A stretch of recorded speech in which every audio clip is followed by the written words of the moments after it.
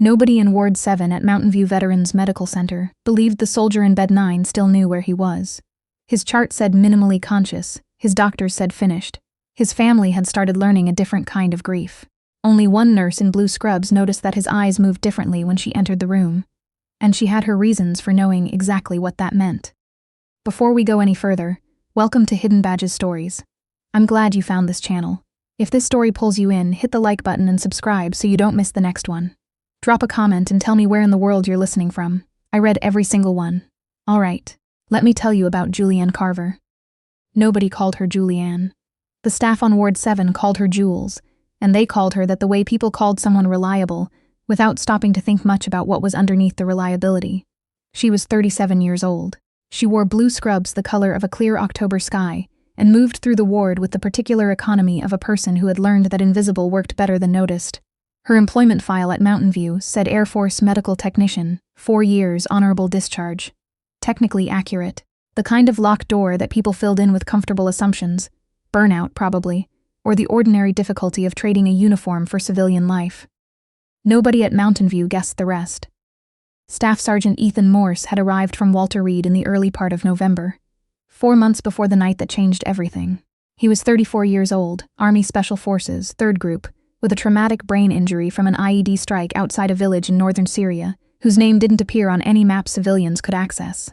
The blast had destroyed some things and scrambled others, and the neurology team at Walter Reed had transferred him to Mountainview with a prognosis that Dr. Bernard Keane, Ward 7's attending neurologist, had refined to its cleanest possible shape. Minimally conscious state, trending vegetative, no functional recovery expected. That was what the chart said. The man in Bed 9 said nothing at all, because his throat and his mouth had stopped cooperating, but his eyes worked exactly the way they had always worked, and that was the thing Jules kept returning to every single night. She noticed it on her 3rd evening caring for him. His pupils tracked to the door when she entered. They followed her to the medication cart. They stayed on her face while she spoke to him during assessments, steady and searching. The way a person looked at someone they were deciding whether to trust. It wasn't the unfocused drift of a man whose brain had let go of its anchor. It was attention, deliberate and exhausted and fully present. She put it in her nursing notes, she flagged it in rounds. Dr. Keane was a tall man, silver-haired, with the kind of steady professional authority that came either from genuine excellence or from never having faced a consequence serious enough to revise his opinion of himself. In 14 months at Mountainview, Jules had not been able to determine which it was. He reviewed her flag with the expression of a man handed a memo he hadn't solicited. Eye movement is documented, he said, non-volitional, subcortical reflex activity. The movement correlates with auditory stimulus, Jules said, specifically with his name. Nurses are pattern-seeking by instinct. That's not a clinical critique. It simply is not a diagnostic finding. He returned the tablet to the resident beside him. Continue current plan. A young resident named Will Cersei shifted his weight. He had the look of someone who had something to say and had already done the math on whether to say it. He didn't say it. Keane moved on. Jules stayed a half step back, face neutral, and felt something old and practiced settle into place behind her eyes. That evening, she came back to Ethan's room on her break. She sat in the chair beside his bed without opening a chart or checking a monitor. Just sat there in the low evening light and looked at him. His eyes found her within 8 seconds. She leaned forward, Sergeant Morse, blink once if you can hear me. 1 blink, slow and clear. Blink twice for no. 1 blink. Does your head hurt? 1 blink. Have you been trying to tell someone? He blinked once, then once again, and then the slight, exhausted tightening around his eyes that Jules had learned, in entirely different circumstances, to read as something close to, yes, for a long time, yes, and I had almost given up. She sat back, 4 months. He had been fully present in that bed for 4 months. I'm going to get someone to listen, she told him. It's going to take longer than it should, but I'm working on it. He blinked once. She had been watching his forearm since the 2nd week. The tattoo was small, on the inside of his left wrist, a stylized ridgeline with 3 stars, an unofficial insignia for a joint operation that appeared in no public record and no declassified archive. Jules recognized it because she had been there, in the dark above a river valley in northern Syria, during an extraction classified under the operational name Ghost Road, which had cost them 1 soldier going in and 1 more on the way out. She had not told anyone she recognized it. She had been trying to decide what that recognition meant and what she owed it. She made her decision. She leaned close to his ear and said 2 words. Ghost Road. The monitor alarmed before she finished saying them. His heart rate climbed from 52 to 91 in the space of a breath. His eyes didn't move from her face. His jaw shifted. No sound came. Just the visible work of a man whose throat remembered what his body wouldn't yet allow. Jules felt the cold move up the back of her neck. She kept her voice low. I was the medevac flight nurse on that extraction. Sergeant Morse, blink once if you were on the ground team. One blink, immediate, certain. She looked at his wrist. She looked at his face. She remembered the ridgeline and the radio static and the voice of the sergeant, who had held the perimeter with a compound fracture of his left radius, talking her through the terrain, calling her by the field name his team had used for her on that rotation. Anvil, she said. The sound that came from him was barely a sound, a broken exhale, something between a word and the memory of one. His eyes filled and the monitor climbed again, and Jules pressed the call button for the charge nurse without looking away from his face. You're not alone in here, she said. I need you to hear that. One blink. You held that perimeter for 47 minutes with a broken arm, she told him quietly. You can hold a little longer. His right hand moved, not much, the kind of movement that had no diagnostic name in Keen's chart. But Jules saw it, and she wrote it down, and in the morning she went to find Dr. Priya Ose. Ose ran the hospital's neurology consultation service and had the professional reputation of someone who kept patients alive and administrators uncomfortable in roughly equal measure. Jules had spoken to her twice in 14 months. Both times it had gone somewhere. She laid out everything in 7 minutes, the blink data with timestamps, the motor response log, the correlation between Keen's sedation orders and periods of reduced responsiveness, and last, the Ghost Road connection. Ose listened through all of it without interrupting. Keen will say you're projecting, she said when Jules finished. I know. He'll say you're emotionally compromised. Probably. Are you? Jules thought about the ridgeline and the radio and the sound of rounds striking rock. No more than the situation warrants. Ose looked at the printed blink chart for a long moment. He needs a formal coma recovery scale assessment, videotaped, standardized administration. Keen won't order it. No, I'm going to order it anyway. She set the chart down. He's going to make things hard for you. He already does. Yeah, me too, Ose stood. I'll go talk to him today. She did. Keen denied the order, documented his rationale in 3 paragraphs, and copied hospital administration on his reply. By the end of Jules's shift, she had a written warning in her file for practicing outside her professional scope and written instructions to limit contact with Bed 9 to assigned tasks only. She went home. She sat at her kitchen table until it was late enough to be early. Then she went back in. On a Tuesday, at 20 minutes to 4 in the morning, Ethan's blood pressure dropped without warning. Jules was in his room for a repositioning check and caught the numbers before the monitor alarmed. She had seen this pattern before, in places without monitors, reading it through a flashlight and the tips of her fingers. The pressure behind his eyes was building. She paged Will Searcy. He arrived in under a minute. Look at his pupils. Left side. Searcy looked. He was careful about agreeing with nurses in front of attendings, but his expression did the work his words wouldn't. I need Ose, Jules said, not Keen. She's not on. She has a standing consult on this patient. Call her. Keen arrived before Ose answered. He had apparently been notified by the charge nurse, and he came in with the settled air of a man who had already decided what kind of situation this was. He looked at the monitor. He looked at Jules. Autonomic fluctuation, he said. Adjust the head of bed. His left pupil is 2 millimeters larger than his right. That falls within his documented baseline. It didn't at 2200. Keen stepped between her and the bed, not aggressively, just enough. Nurse Carver, I will say this plainly. You have 2 documented warnings. You are a single incident from termination. Step back and let me manage my patient. The monitor alarmed, blood pressure 80/42. Jules stepped around him, adjusted the head of bed, and hit the rapid response button on the wall. Keen's voice went flat. You are finished. He's crashing. We can finish that conversation after. The rapid response team came in fast. Ose was on the phone with Searcy within 2 minutes. The neurosurgery fellow arrived at 11 minutes, reviewed the imaging, and ordered emergency scans of his own at 14. What they found had been there for months. Small enough in the early imaging to be logged as artifact, large enough now to matter. A subdural hematoma collecting slowly, pressing on a brain that everyone had already decided wasn't worth the pressure. Keen stood in the hallway outside the scan room and said the word artifact one more time. No one looked at him. They moved Ethan to surgery at 0509. Jules pressed her back against the corridor wall outside the OR and breathed. She had stood in corridors like this before. Different walls, same weight. Will Circe found her there and stood beside her without speaking for a while. I saw OC's notes from 3 weeks ago, he said finally, to no particular audience. I should have said something then. Jules nodded. I'm going to say something now, he said. The surgery ran 2 hours and 20 minutes. The neurosurgeon, Dr. Maria Croft, came out and said the hematoma had been larger than imaging suggested, that the drainage had gone well, and that the structure of Ethan's brain was not destroyed. It had been compressed. Those were different things. Possible, Jules thought. Possible was the only word that had ever been worth anything. Major Cord Emery from the Army Special Operations Medical Liaison Office arrived at 0900. He came with 2 officers and the quiet operational authority that made Patricia Vane, Mountain View's hospital administrator, visibly recalibrate before he finished crossing the lobby.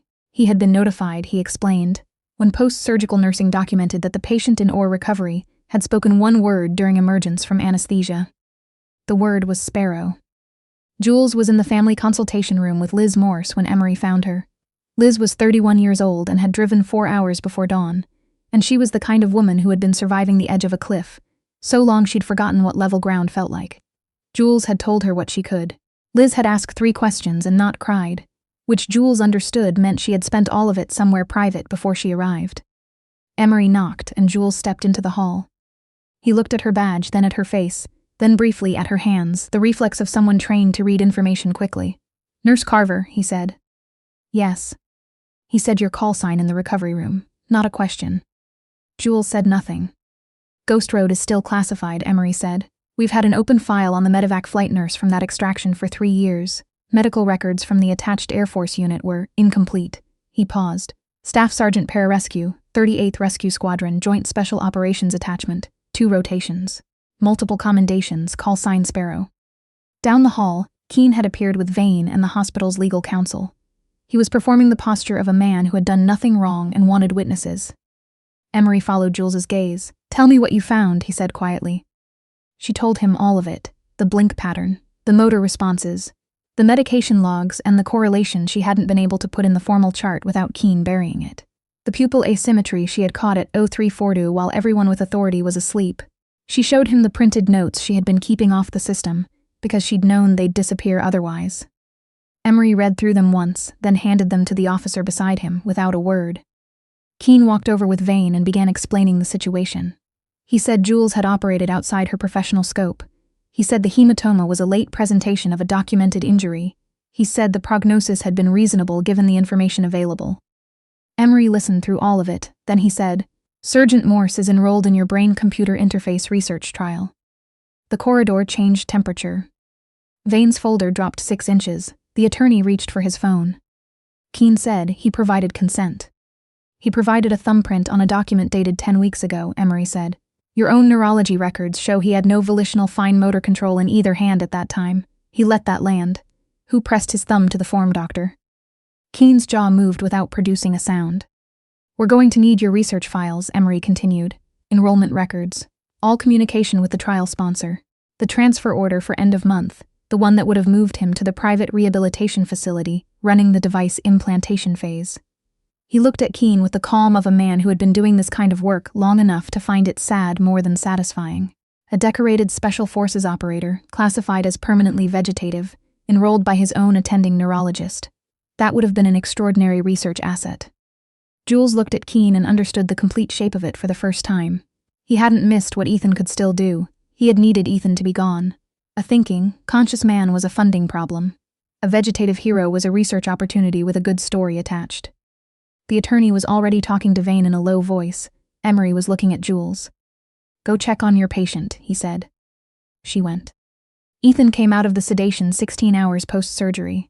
Jules was there at the end of a double shift she had extended without telling anyone, sitting with the letterboard on her knee and Liz in the chair on the other side, both of them waiting.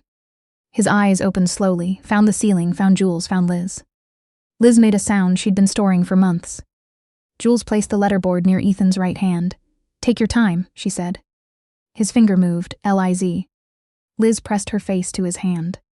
Jules looked at the wall and gave them a moment, then Ethan's finger moved again, slow, deliberate, resting between letters. S-P-A-R-O-W. Jules kept very still. He kept spelling, K-E-N-N-Y. She had been braced for it without knowing she was braced for it. Kenny Odom had been 22 years old, the youngest on Ethan's ground team, and he had been alive when they loaded him onto Jules's aircraft at Ghost Road and not alive when they landed. She had held pressure on the wound with both hands for 40 minutes, and it hadn't been enough, and for 3 years she had carried the specific weight of a decision she'd never stopped second-guessing. Whether she had stayed on Kenny too long, whether the time cost them something irretrievable, whether she had read the triage wrong. Okay. Jules looked up at Ethan. His eyes were steady on her face. Kenny's okay, she said. He tapped the board once, yes. He didn't make it off the aircraft, she said. Her voice held. His finger moved again, then a SAIDYOUSTAY. She looked at the board for a long time. I couldn't save him, she said. His YOUSTAY body. She closed her eyes. Not an absolution, she understood that clearly. But it was something Ethan had held in that room for 4 months, through every dismissal and every sedation, and every person who had walked past his bed without looking.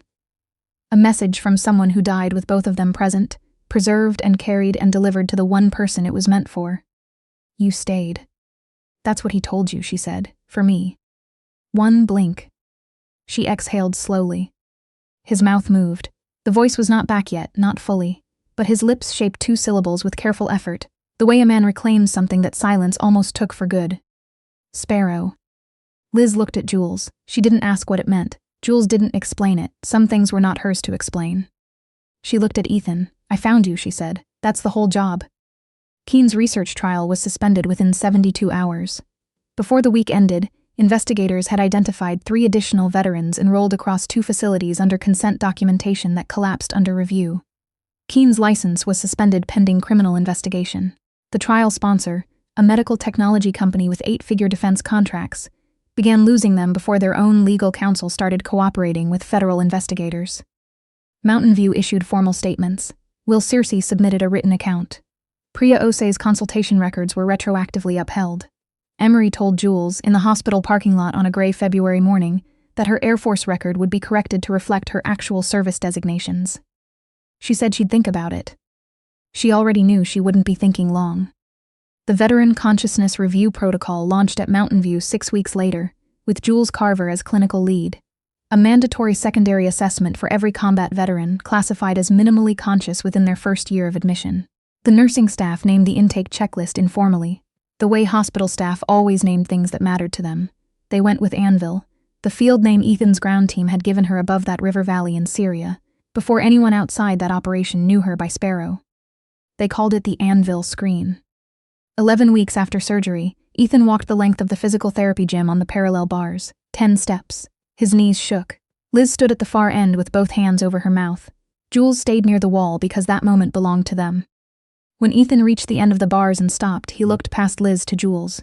His voice still had gaps in it, places where the old ease hadn't fully returned. But he said 3 words plainly enough. Still here, Sparrow. Jules kept her hands at her sides. Still here, she said. She had never promised anyone a full recovery. She had never called herself a rescuer, not in any capacity she claimed out loud, not anymore. But every morning in a ward that had once mistaken stillness for absence, she put on her blue scrubs and did the one thing that had always been the real work underneath all the other work. She looked, she listened, she stayed. And for the men no one else was willing to see, that had always been everything.